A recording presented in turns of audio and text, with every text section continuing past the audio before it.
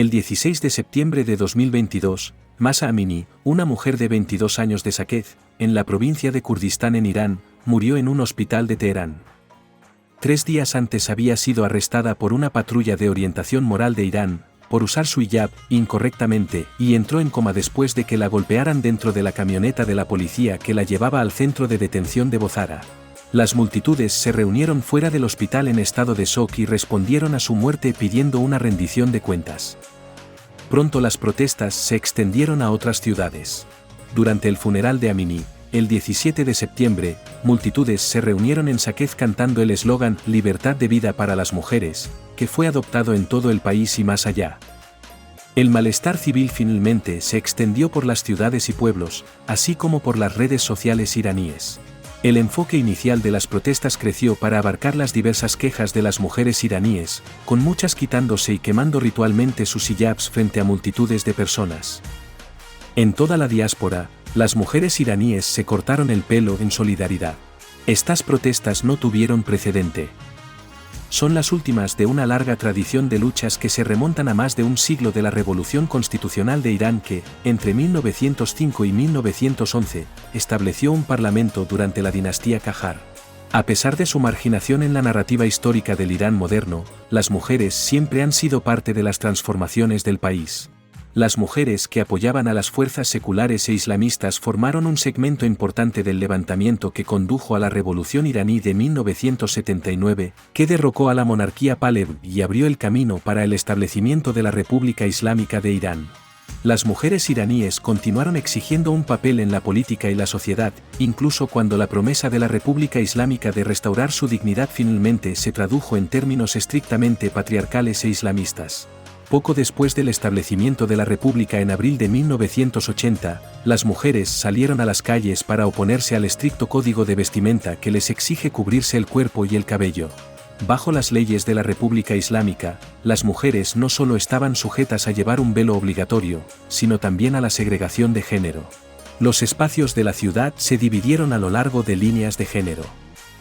Se crearon áreas solo para mujeres, mientras que otros espacios, como los estadios de fútbol, permanecieron fuera de límites. Estos acuerdos se consideraron los pilares de la República Islámica, altamente simbólicos y no negociables. Desde 1980, las mujeres iraníes han tratado de mejorar su situación iniciando protestas, solicitando y planteando desafíos legales. Después de la guerra contra Irak entre 1980 y 1988, por ejemplo, las viudas de la guerra presionaron para obtener la custodia de sus hijos. La ley estipulaba que un padre tenía la tutela de un niño, que pasaba al siguiente pariente varón en el caso de su muerte. Cuando las condiciones lo permitieron, las organizaciones de mujeres buscaron el cambio trabajando con el Estado, por ejemplo, durante el mandato de una rara administración reformista bajo el quinto presidente de Irán, Mohammad Khatami. Entre 2000 y 2004, las mujeres parlamentarias del Sexto Majlis, Parlamento de Irán, adoptaron una política que combinaba la decisión con la moderación, conscientes de la rigidez del Estado y las complejidades de tratar con el clero. El mandato de Khatami estuvo marcado por una gran cantidad de publicaciones feministas, campañas y ONG que promovieron causas como la reforma legal y la igualdad de género. La campaña de 1 millón de firmas, fundada en 2007, fue una importante petición que buscaba desmantelar las leyes discriminatorias, inspirando campañas similares en otros países. Sin embargo, en tiempos en los que trabajar con el Estado se volvió insostenible, particularmente con la represión de la sociedad civil hacia el final de la administración de Khatami, las mujeres activistas no tenían otra opción que desvincularse. El daño infligido fue devastador, muchas mujeres activistas fueron arrestadas y muchas más huyeron del país. Las protestas de 2022 no se pueden ver aisladas de las olas de protesta que las habían precedido, como el Movimiento Verde de 2009. La mayor movilización popular desde la Revolución iraní exigió, sin éxito, la anulación de las controvertidas elecciones presidenciales de ese año y el derrocamiento del presidente conservador Mahmoud Ahmadinejad.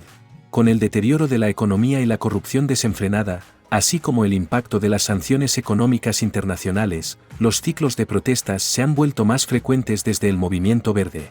En 2018, las protestas surgieron de la inquietud pública por la situación económica. En 2019, las manifestaciones fueron provocadas por aumentos masivos en los precios del combustible.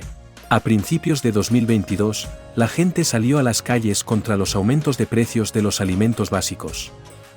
Todas estas protestas tenían en común una insatisfacción subyacente con la falta de respuesta de la República Islámica a las necesidades y aspiraciones de sus ciudadanos. Los partidarios del movimiento verde vinieron de las ciudades de Irán y eran principalmente de clase media, liderados por políticos reformistas.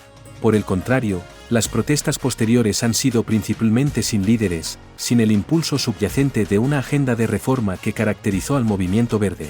Han movilizado a partes más pobres de la población, que ahora cuestionan la legitimidad de la República Islámica.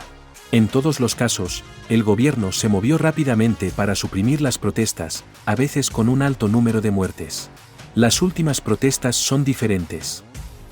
La muerte de una joven de Kurdistán detenida por la policía moral convirtió a Amini en una figura trágica a la que todo el mundo podía seguir. En su historia, las quejas, como la injusticia, la represión estatal y los derechos de las mujeres, se cruzan. Su muerte reunió a personas de todo el país, pero esta vez las protestas estuvieron dirigidas por mujeres. La evidencia sugiere que el Estado está a punto de no mostrar ninguna debilidad. Pero los mensajes de las protestas son difíciles de ignorar. Estas son las primeras protestas en las que el velo obligatorio, uno de los pilares de la República Islámica, se ha desafiado abiertamente y en las que las demandas de autonomía corporal de las mujeres han llevado a llamamientos para el fin de la República.